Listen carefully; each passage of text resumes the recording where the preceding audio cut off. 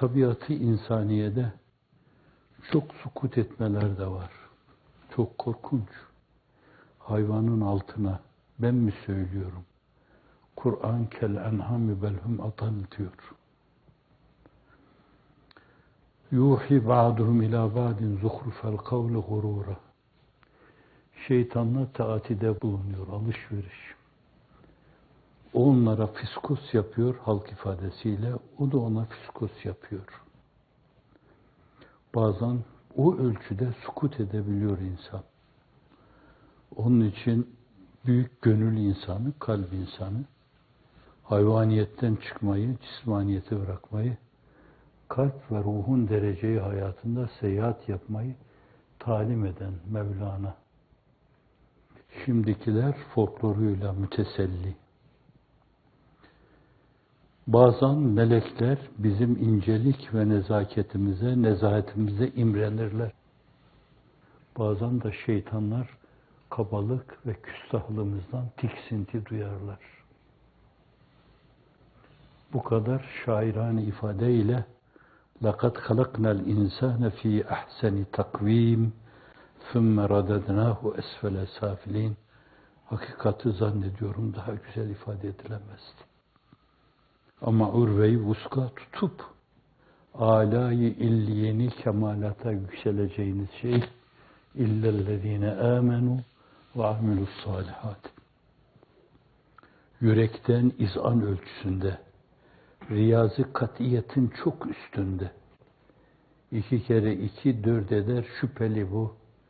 Çünkü adadın müsavi olması şüphelidir. Bazen 3,5 yapar, bazen de 4,5 yapar. Öyle inanmalı ki riyazi katiyetin üstünde bunu. Ve bir yetmez mülahazasıyla buna Hazreti Pir hel min mezid kahramanı diyor. Kahraman ben ilave ettim. Hel min mezid. Daha yok mu? Daha yok mu? Daha yok mu? Seyir ilallah, seyir fillah, seyir maallah, seyir anillah. O esnada nabzını tutsanız, kalbine kulak verseniz, hala durmadan mırıldanıyordur. Hel min mezid, daha yok mu? Neden diyor.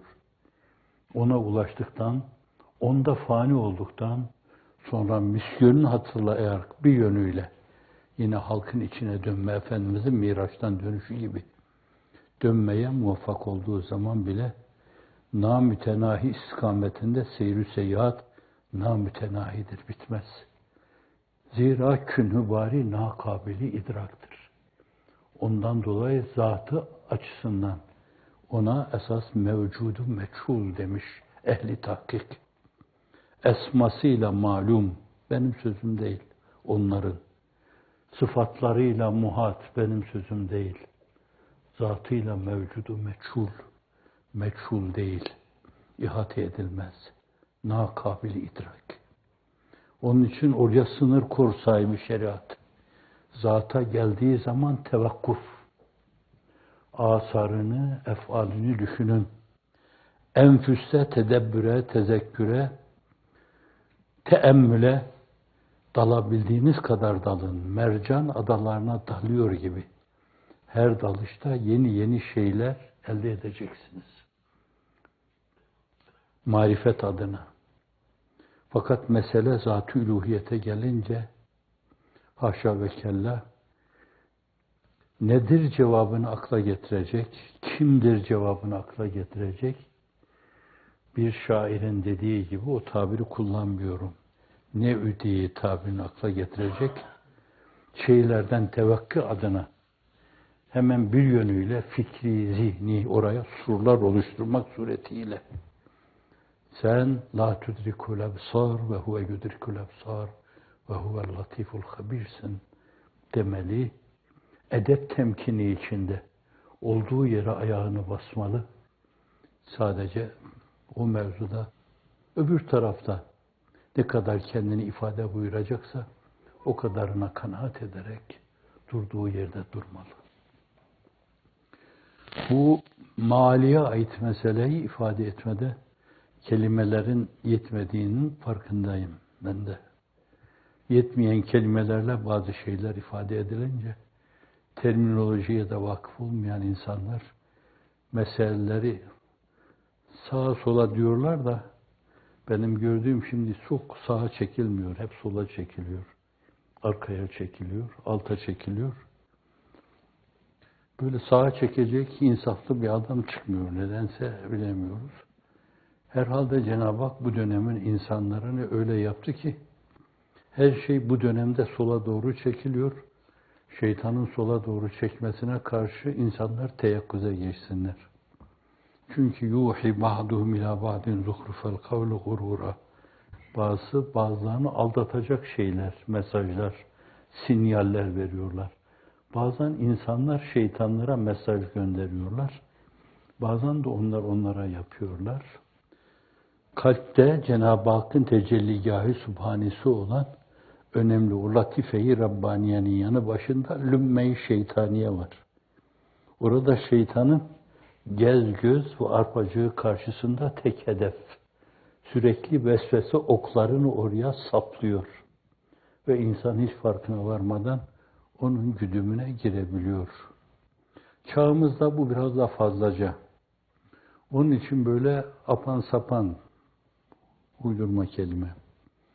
İnsanların apıp sapmalarına çok takılmamak lazım.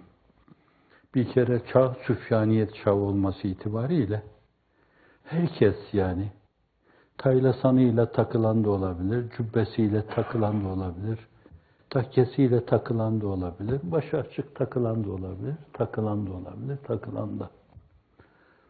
Garur diyor Kur'an-ı Kerim ona. Ondan sonra da şeytan diyor.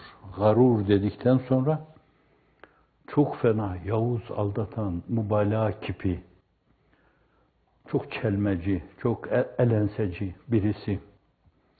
Bir de ondan sonra işte bu şeytandır diyor. Farkına varmadan çokları o şeytanın güdümüne girebilirler. İnsanların çoğu da azıcık bazı yanlarıyla parlak insan ortaya çıkınca arkasından sürüklenebilirler. Kitle psikolojisi denen bir şey var. Senelerce Avrupa'da sosyal ihtilaller olmuş. 3-5 tane sergerdan bunları meydana getirmiş. Birbirlerini boğazlamış, öldürmüş, kırmış, geçirmişler. O ona kapkara demiş, o da ona kapkara demiş. Kimin kara, kimin ak olduğu belli değil. Birbirlerini yemişler, yamyamlar gibi. Hafizanallah. Bu tarihi tekerrürler devri daim içinde hep devam ede gelmiştir. Çağımızda biraz daha yaygınlaşmış olabilir. Telekomünikasyon yaygınlığı onu da yaygın hale getirmiş olabilir. Muhabere, muvasala imkanları var. Çabuk. Bir şey sorduğunuz zaman hani hadis okuyoruz, metin okuyoruz, metin kritiği diyoruz, rical kritiği diyoruz filan. Hemen bir şeyin düğmesine basınca adam bütün hüviyetiyle karşınıza çıkıyor. Nedir, ne değildir? Sıka mıdır, mutemet midir, mevsuk mudur, hakim midir, hafız mıdır? Hemen yoksa kezzap mıdır, zayıf mıdır? Hemen karşınıza çıkıveriyor. Dolayısıyla bu hem olumlu şeyler adına belki insanların bazı şeylere ulaşmasını kolaylaştırıyor, süratlendiriyor. Hem de olumsuzluk adına. İnsanların çoğu olumsuz olduğundan dolayı şimdi bu telekomünikasyon, bu muhabere ve muvasala imkanları olumsuzluk adına son santimine kadar kullanılıyor. Hatta yine yabancı dille rentable olarak kullanılıyor. Aman anını fevt etmeyelim, bunu öyle kullanalım ki kimi hasım olarak baştan ilan etmişsek onların canlarını okumak için, ciğerlerini okumak için, onları ciğerlerinden sokmak için ve sokuyorlardı. Ama gerçek mümin 7 can taşıyordur. 50 defa ciğerini onun kobralar soksa Allah'ın izniyle ölmez. Hablül metin olan urvetül üskaya sarılınca Allah'ın izni inayetiyle kuyuya assalar bile Seyyidina Hazreti Yusuf gibi kendini orada emniyette bulursun. Sonra emniyetli bir kovaya tutunursun. Sonra biraz sıkıntı ve meşakkatten sonra Mısır'da nazır olursun. Sonra da esasen kendi dininin bayrağını, inancının bayrağını orada dalgalandırırsın.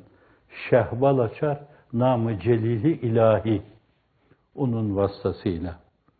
Ne hayırlara vesile olur.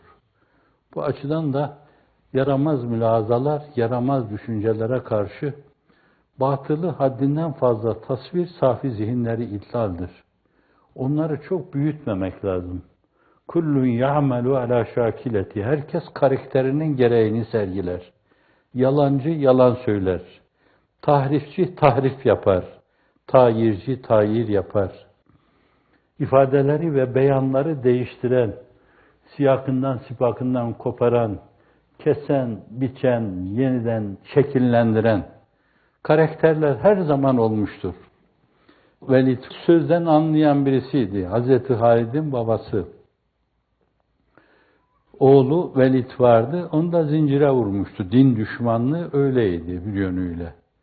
Fakat Bedir'de de geriye dönmüştü yani. Bazı şeyleri görüyordu. Fakat bazı şeyleri görüyor olmasına rağmen temerrüt ediyordu. Efendimiz sallallahu aleyhi ve sellemin büyüleyen beyanını, semavi beyan karşısında aklı başındaysa, kalbi yerindeyse, azıcık ruha ve kalbe açıksa bir insanın pes etmemesi mümkün değildi. O da bakınca büyülendi orada. Fakat geldi Kur'an-ı Kerim'in ifade ettiği gibi fakutile keyfe kaddere, kahrolası, geberesi nasıl da takdirde bulundu. Takdir mi denir ona? Tevbih bu. Sümme kutile bir kere daha Kur'an, lisanı nezihiyle Kur'an'ın bu tabiri 2 defa kullanması, meselenin şenaatini aksettirme açısından çok önemli. Kur'an'ın ince, nezih, müeddibane bir tabiri vardır. Fakkutile keyfe kaddere. Kahrolası, geberesi insan nasıl takdirde bulundu? Sonra yine geberesi insan nasıl takdirde bulundu? Nasıl böyle bir şey imza attı? Nasıl evet dedi? Nasıl kalktı o şey ciddi bir meseleymiş gibi? Zavallı, cahil, şuursuz, maşeri vicdana, jurnallara duyurdu. Jurnallara duyurdu. Sümme nezara, sonra baktı. Sümme abese ve besere, işte yüzünü ekşitti burada bir yönüyle. Takallüste bulundu. Sonra döndü, sırtını döndü. Sonra takıldı kibrine, yuvarlandı. İmana girmeye mani faktör. Kalbinde zerre kadar kibri olan insan cennete giremez buyuruyor Hazreti Hüseyin Anam. Sonra da ne desem bütün bunlardan sonra hepsinin arkasında eğer bunları müteakip dediği o şeyse fafayı takibiye veya bu sebeple veya kendi şaşkınlığının ifadesi fakal in hâza illa sehrun yü'ser dedi. İn hâza illa kavlul beşer. Seuslihi Kur'an diyor. Seuslihi sakar ve ma edrake ma sakar. Azıcık anlayan birisi bile temerrüdüyle orada eskiden takıla kaldığı şeylerle, ön yargılarıyla, bence şartlanmışlığıyla o meseleyi doğru olarak gördüğü halde fakat çarpıttı. Onlardan alacağı paye, alkış veya o Darun Nedve'de verilen karara uyma. Darun Nedve karar verince birilerinin ona uymaması mümkün değil yani. Her dönemde Darun Nedveler olmuştur. Orada bir kısım senadit ve ekabir olmuştur. Orada firavunane kararlar oluşturulmuştur. Sonra o kararlar kapı kulları halayika böyle yapın filan şeklinde intikal etmiştir. Kapı kulları da sürülerde onları kes, biç, yeniden şekillendir, iftirada, tayirde, tahrifte bulun filan. Falanı karalama, itibarsızlaştırma adına. Onu itibarsızlaştırınca arkadakilerini dağıtabilirsiniz falan. Görüyorsunuz ki değişmemiş yani. Kendini dabbağın derisi gibi yerden yere vurmayan makuliyeti bir yönüyle akliliği, mantıkiliği yerden yere vurur. Hiç farkına varmadan. Öyle bir zavallaşır ki tarihin sayfalarında yerden yere vurulur. Mahşerde yerden yere vurulur. Bu türlü olumsuzlukları yapanlar da yarınsız insanlardır. Yarını yok bunların. Kella bel tuhibbûnel acile ve tezerûnel âhire. Yestahibbûnel hayâted dünya alel âhire. Dünyevi makamlarını, mansıplarını, konumlarını, zırhlı arabalarını, gümüş kaplamalı banyolarını koruma adına böylesine tepetaklak. Evet, burada dediği gibi uslihi sakar. Tepetaklak cehenneme yuvarlanmayı göze alıyorlar. Hiç farkına varmadan. Çarpıtarak. Bu açıdan da bence bu inhiraflar karşısında paniğe kapılmamak lazım. Gözle büyütmemek lazım. Mesele bir karakter, yalancı insanın işi, Velid işi diyebilirsiniz buna. Utbe işi diyebilirsiniz, Şeybe işi diyebilirsiniz, Ebu Cehil işi diyebilirsiniz. Evet, hep ölü olmuş. Yani mahsı böyle şifayab olan reçeteler bir yönüyle bazılarının hastalıklarını azdırmış gibi. Böyle tabiatları öyle. Bazılarını şirazeden çıkarmış, hafizanallah. Ayetler indikçe bazıları delirmişler yani. Her ayetin inişiyle de yani daha ilk ayetlerin inişiyle temiz fıtrat, ön yargısız fıtrat, Hazreti Ebubekir gibi abide şahsiyet, Allah bizi ona bağışlasın. Cenab-ı Hak ayağının altına başımı koymayı, siz de var mısınız? Başımızı koymayı müyesser kılsın inşallah. Evet, onu bekliyorum ben. Onun, Ömer'in, Osman'ın, Ali'nin elfe merratin, Allah onlardan razı olsun. Veya elfi merratin. Bin defa, milyon defa Allah onlardan razı olsun. Ayaklarının altına başımı koyacağım an, iştiyakla beklediğim andır. Elini göğsüne götürdü, bana dedi yani o. Birisi öyle dedi. Birisi de ayetler indikçe iyice çıldırdı. 13 sene sağanak Mekke zeminine ayetler indi. Onlar da bunu gördüler. Belki vicdanlarını böyle salim duygularla dinledikleri zaman ifade ettikleri gibi Ebu Cehil, biliyorum yalan söylemiyor bu adam. Fakat Mekke'nin bakımı görümü bizde, bir de kalkıp bu Haşimoğulları, aynı zamanda peygamber de bizde, ben bunu sindiremem. Kibir, enaniyet, büyüklükle zehirlenme, kuvvetle zehirlenme, kabile, tayfa, parti mülahazasıyla zehirlenme, arkasındaki şuursuz kitlelerin kendisine alkış tutmasıyla zehirlenme. Böyle zehirlenme insanın salim düşünmesine manidir. İnsanları sefalet ve sukutu hayale bahis 3 şey vardır. Aklın kılleti, ruhun zilleti, vücudun illeti. Alil insanlar.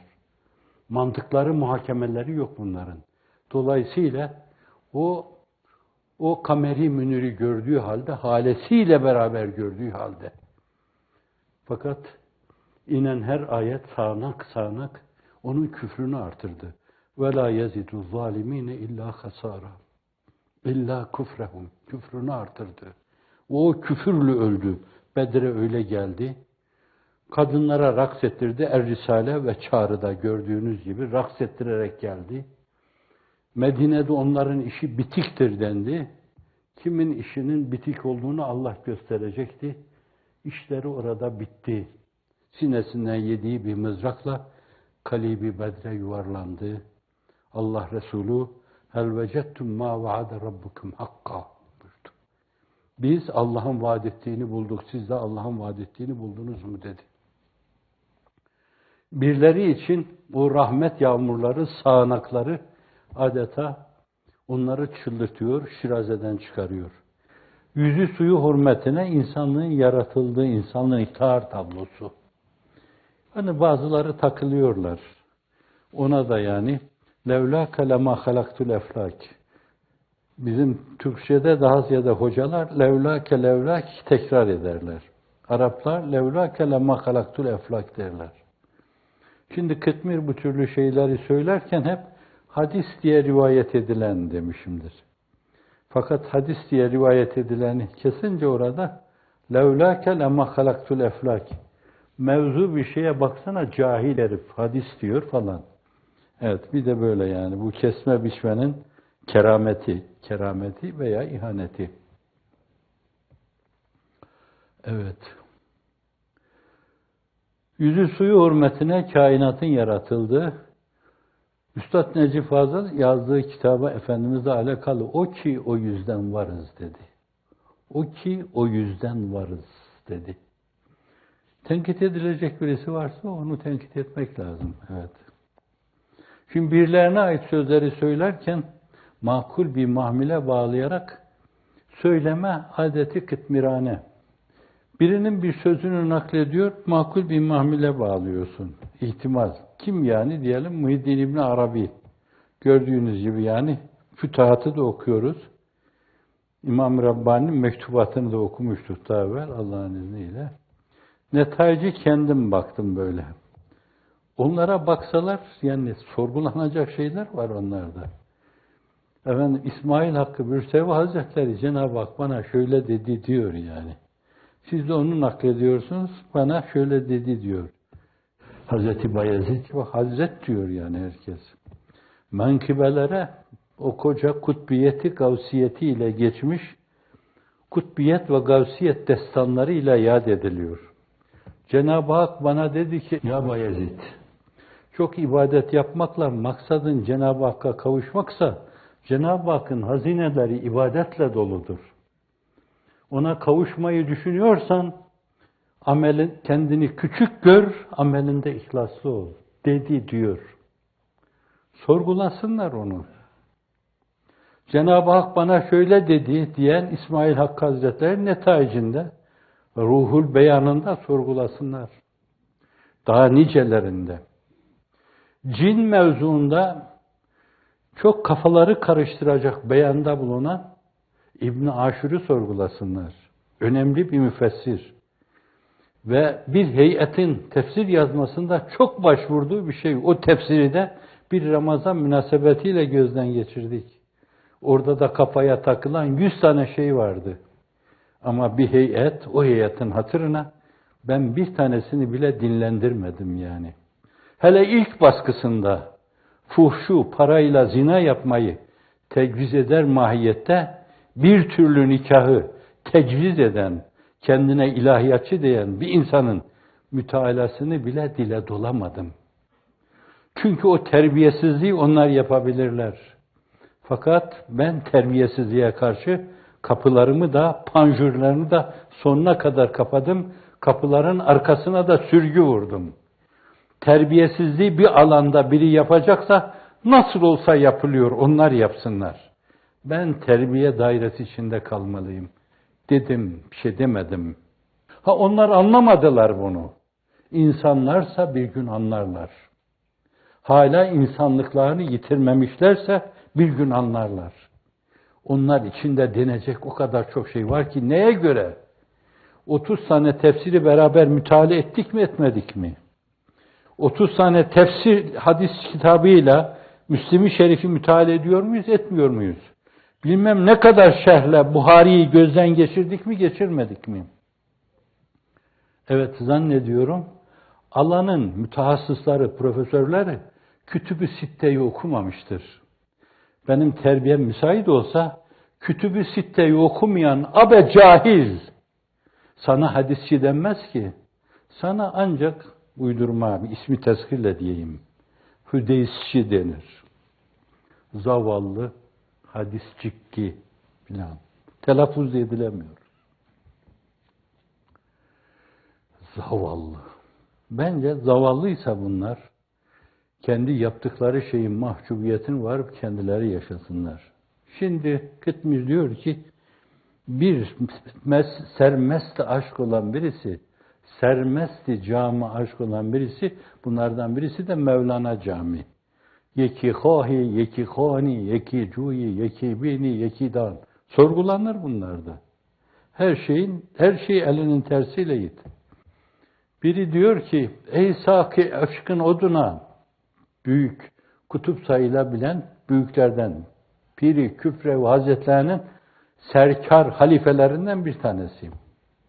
Diyor ki, Ey sakı aşkın odun, yandıkça yandım bir su verir. Şimdi tasavvuftaki sembolleri bilmiyorsa cahil, siz bunu bir yerde bir söz münasebetiyle söylemişseniz alır değerlendirir. Ey sakı aşkın oduna yandıkça yandım bir su ver. Düşeli dilber derdine yandıkça yandım bir su ver. O suyu kim içse hemen kalbe doğar nuru cihan, verir hayatı cavidan, yandıkça yandım bir su ver. Ve yine diyor ki o büyük halife, sakıya doldur şarabı, vakti iftardır bu dem. Mamur eyle bu harabı, lütfi izhardır bu dem.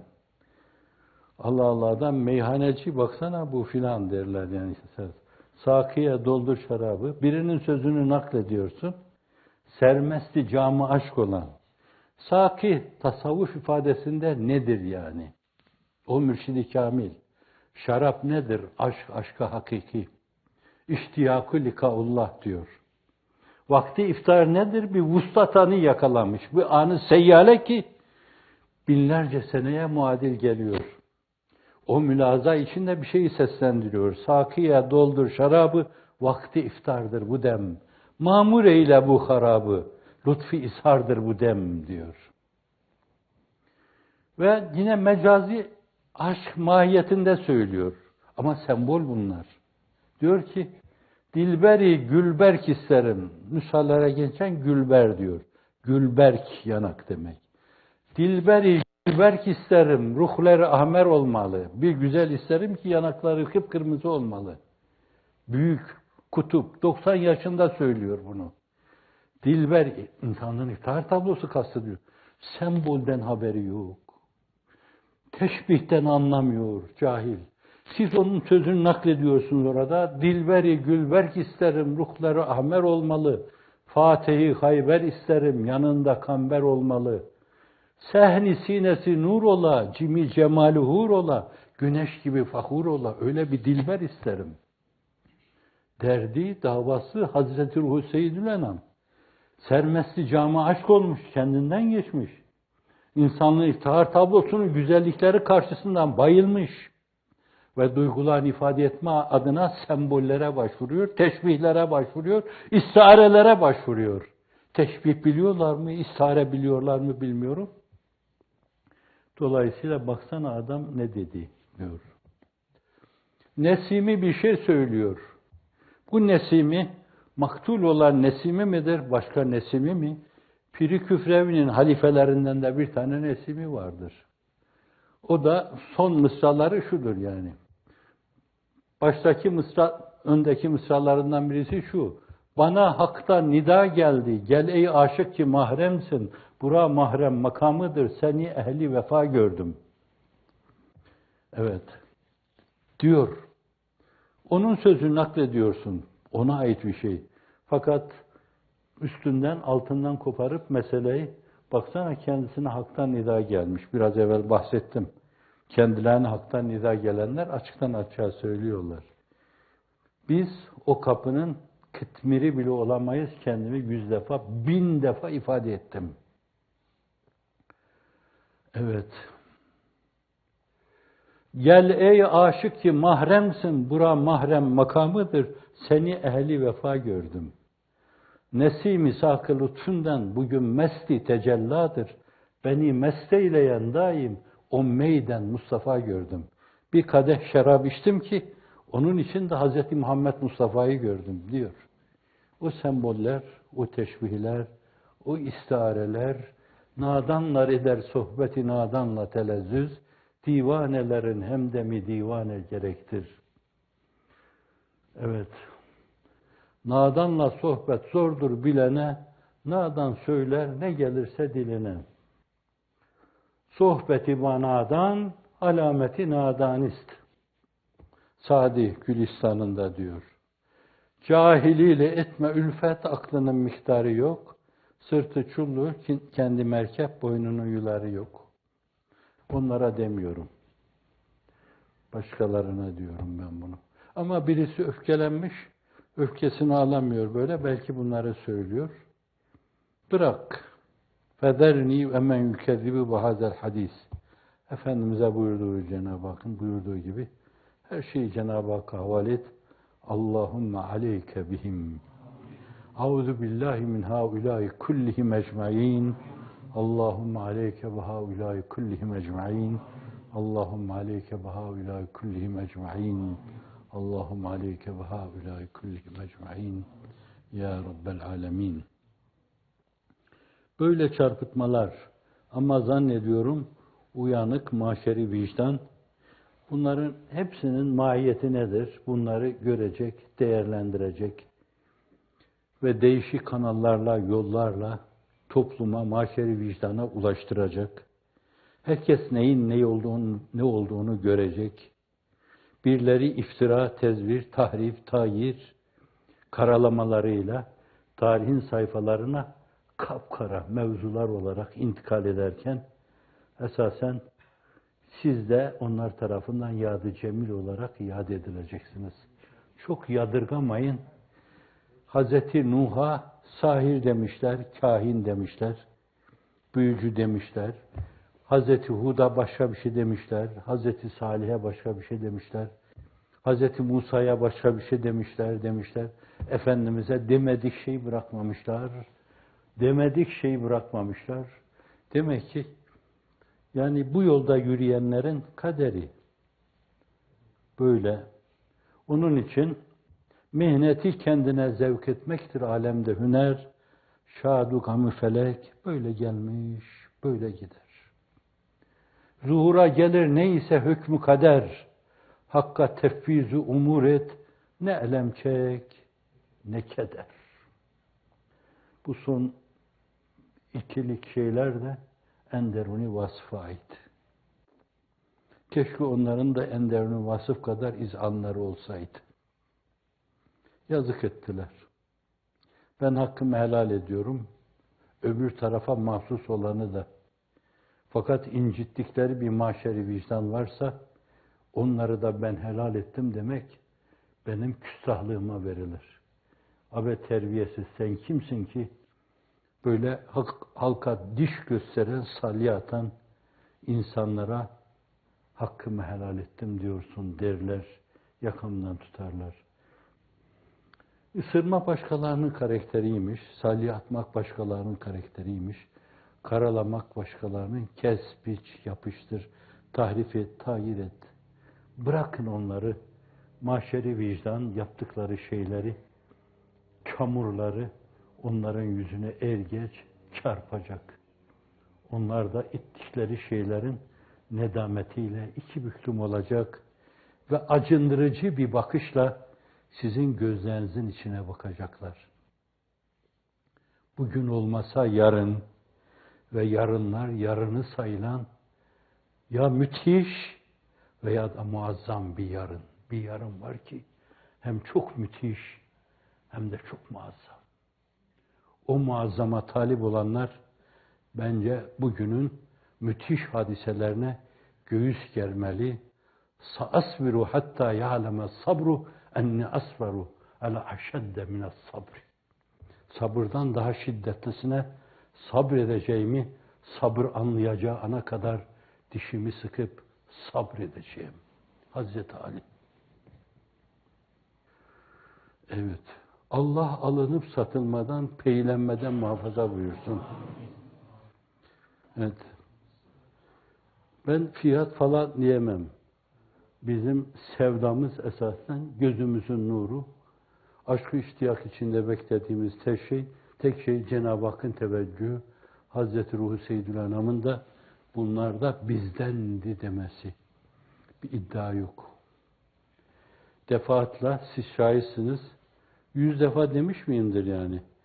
Sizin içinizde bulunduğumdan dolayı Cenab-ı Hak mahşerde bana da ulan yaramaz sen de geç falan. 100 demiş miyimdir? Belki daha fazla.